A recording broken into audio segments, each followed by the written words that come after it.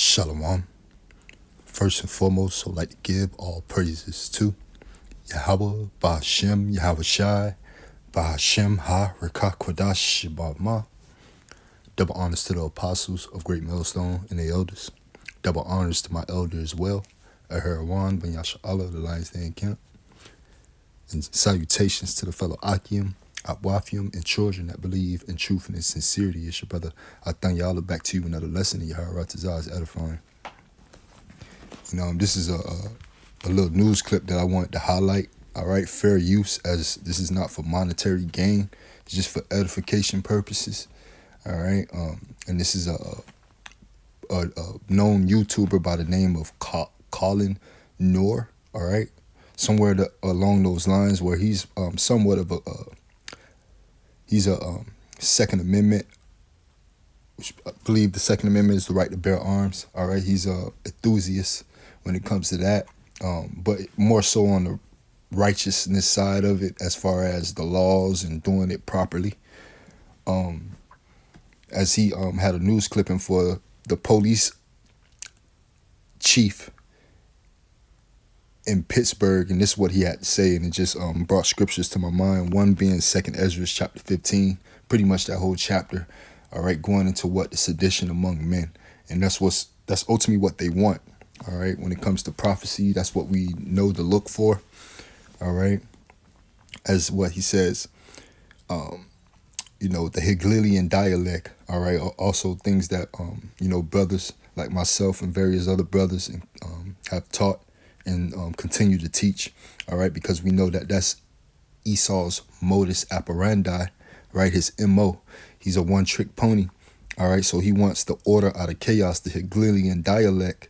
All right, again, that's to cause the problem for a reaction to happen and for them to come with a solution. All right, it's problem, reaction, solution. But this is what the police chief of Pittsburgh had to say. Which Pittsburgh, you can think of Pittsburgh, Pennsylvania, Philadelphia, that region. All right, usually things start off up there in the north, New York, Pittsburgh, and it trickles down. All right, fashion, everything. Police chief just told the citizens this. So when there's a event that doesn't require, it's not in progress, we're going to take and reroute that call to our telephone reporting unit, which will be operational from 7 a.m. to 3 a.m. Directly to 911 have been installed for people to use in case of an emergency. And during the overnight shift, there will be as few as 20 officers to cover the entire city. Now, the chief also acknowledging today that some of these changes are... Now, of course, things that came to mind was like, when you're vulnerable, all right, especially in times of war, all right, and, if you're vulnerable, why would you announce it to everybody? All right, which clearly that shows their intentions. All right, they want the people to go out here and commit crimes from 3 a.m. to 7 in the morning. You got a 4-hour window. All right, or they're signaling that to to those who are fresh over here that are naive to what's going on, to the laws, so on and so forth, man, being those migrants that's coming over here in droves, the immigrants, right, from these other nations, the fanners. One of the first scriptures I want to get is the book of 2nd Ezra chapter 15.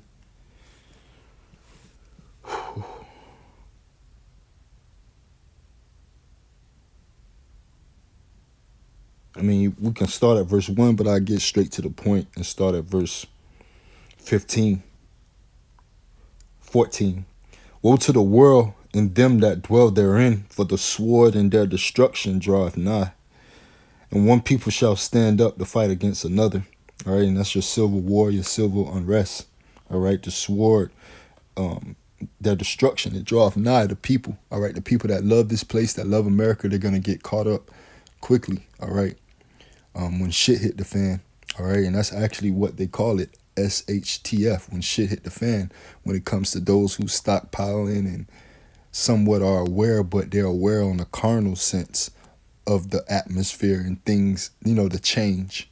All right, when, because mostly people are looking at politics and the division in America. All right, that's what the scriptures say, man, knowing the prophecies, all right, and having an understanding of the Lord's will and what he's coming to do.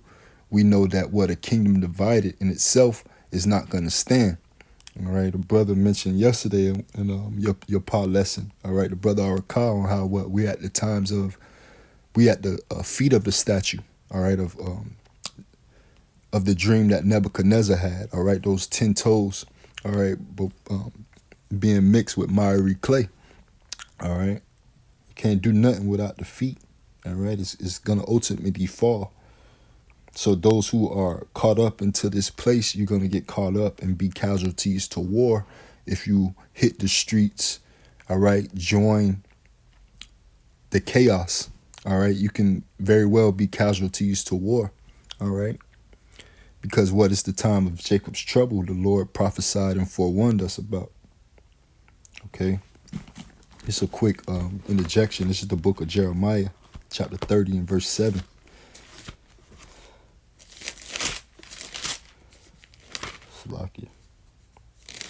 Jeremiah chapter 30 and verse 7. Alas, for that day is great, so that none is like it. It is even the time of Jacob's trouble, right? It's the Jacob's trouble, all right? Where the Lord is going to sift his house first, man. That's what he told us, man. He's going to start at his house first. So what? These plagues and these judgments are sent for scourges for amendment meaning correction. All right, the Lord is getting ready to correct the earth. So anybody who is not upright, all right, spiritually, you're gonna be casualties to war. All right, the wicked is gonna be for stubble in these times. All right, so it say, alas, for that day is great, man. It's like none ever before. No other captivity, no other exile is gonna be as great as this one, man. All right, as we had some times, man, and some captivities and some hardships as a nation, as a people, and, as the apple of the Lord's eye, because he chastening who he loves, man. But this is our last hurrah. This is our last go round pertaining to captivity. All right, that's why this one is gonna be great, like none ever before. All right, it's gonna be a great judgment. It's gonna be a great insurrection. All right, as you see the military men being brought over here in droves. All right, even when it comes to the Lord's salvation. All right, this is where the majority of the Lord's people are. All right, the neck of the enemy. In the land of the north. This is where the great gathering shall be. This is what scriptures say.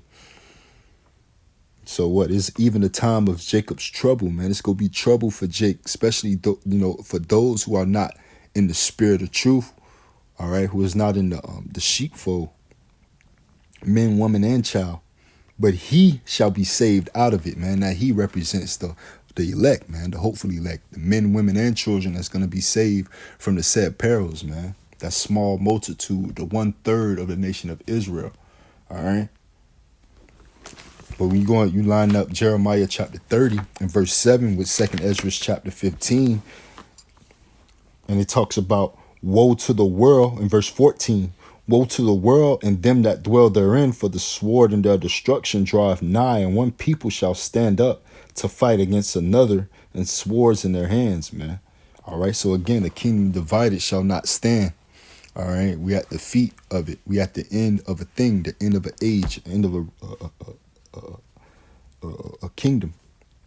All right, woe represents destruction. So what? You go have divisions, as is already divisions here, as we going into. All right, your Democrats versus your Republicans, which they're gonna be fighting, and it's two wings of the same bird. All right. The LGBTQs community, those who are going to be fighting for their own cause, all right, and so-called rights that they don't even have here in America, man. Like our elder goes into all the time, this operates off of de facto, all right. They have a puppet in office, okay, but the real players, all right, is the wicked, man. The devil that the Bible speak of and his physical counterpart, which is the nation of Edom, the so-called Caucasian race, which is the physical counterpart of the spiritual demon Satan. All right. So this is going back in 2nd Ezra chapter 15 and verse 16, for there shall be sedition among men and invading one another, man. Right. And that's what they're opening the windows for. All right. The sedition among men, people invading one another. All right. They talked about what burglary, small burglaries, they're not going to answer to them. All right. If the man came in and left, right, as a thief is going to do, all right, real quick, as they're strategic, they plan things out.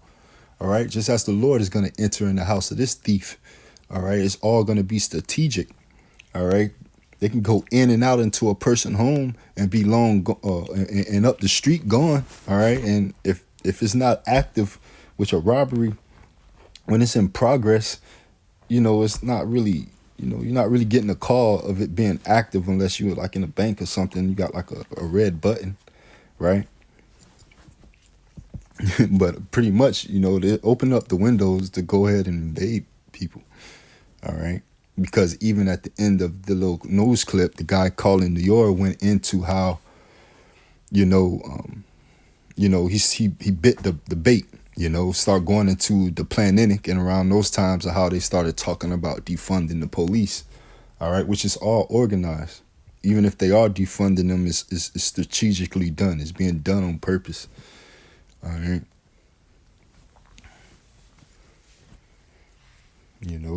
The Hegelian dialect, again, the problem to ultimately cause a reaction, right? The insurrection of men, the people invading one another, ultimately so they can come with their solution. All right. They're white and blue hats. All right. They're going to put military surplus in the hands of these migrants if they don't have them already. All right.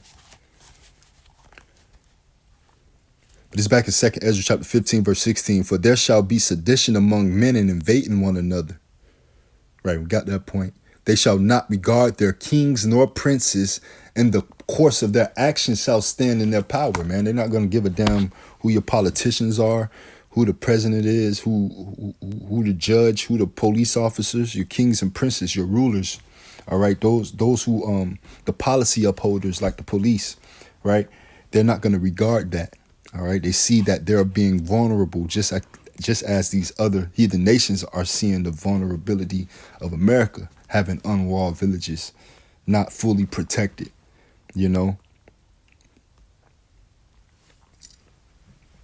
pertaining to their military defense system.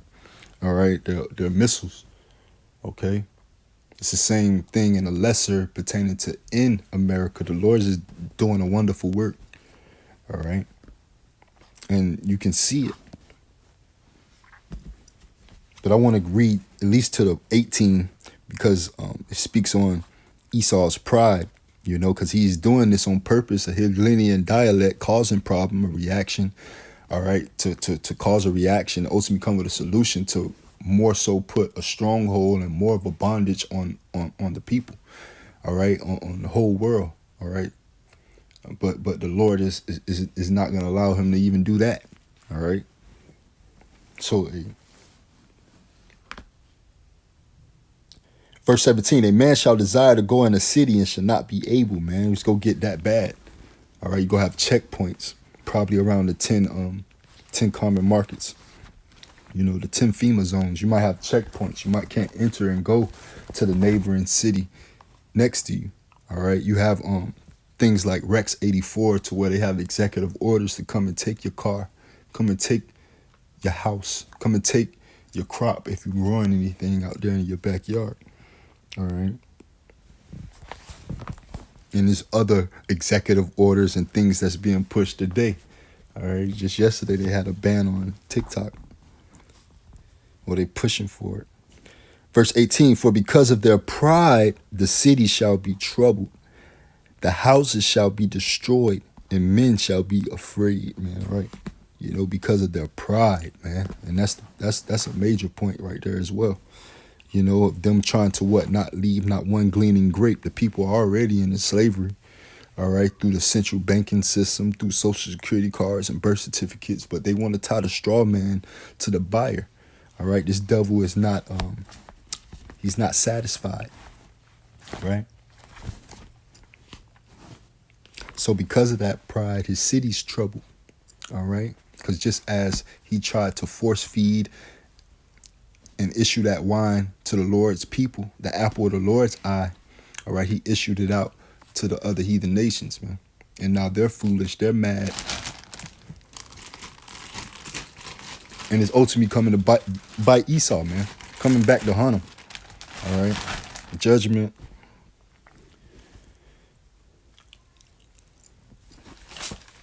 But with that, I want to go to Jeremiah chapter 51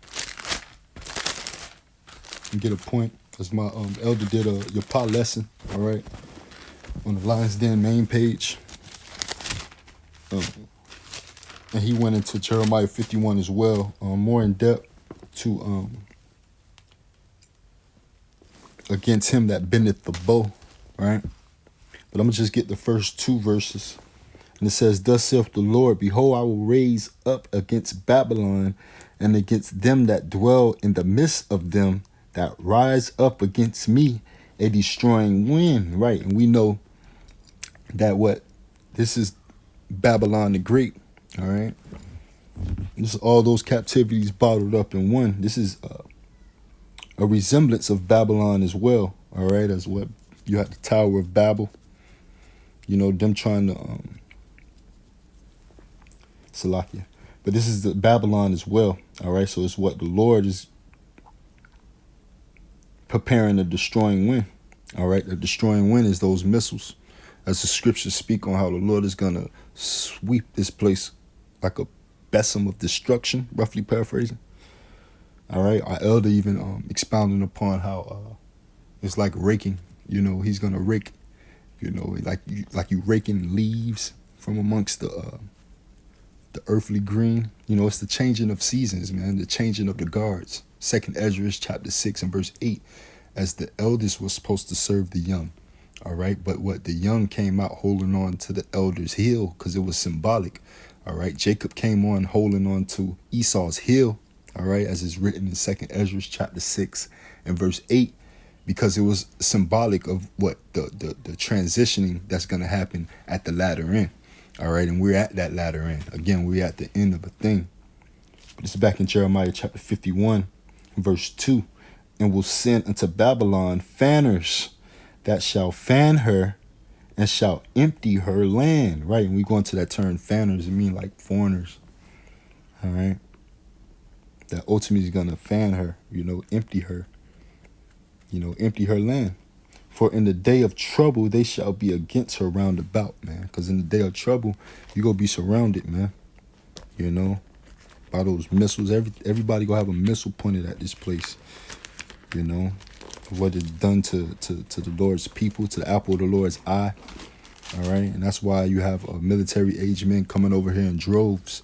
Another police chief that I want to do a lesson on in a whole nother county was speaking upon how all the sheriffs, well, this wasn't a police chief. This was actually a sheriff of a particular city or state. And pretty much he named that it was like 3,300 sheriffs in the United States, in Babylon right now. And they all have to attend a meeting similar to those 501c3 charter meetings that like the IUIC of Bishop Nathaniel and these fake Hebrew Israelite camps go to and have to go to once a year because they're in league with the government. They're in league with Rome.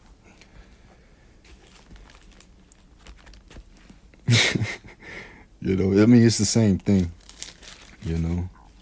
You know, the sheriffs have a meeting to where he was explaining how it's worse than 9/11, all right, as far as the threats that they're getting. But you don't hear that. You don't hear nothing about it. All right. They have the people in a mirthly spirit still in America. All right. And there's nothing to be in mirth about. As is judgment being brought every day, continually. Again, the scourges are sent for amendment, man. Who go send them back? You know.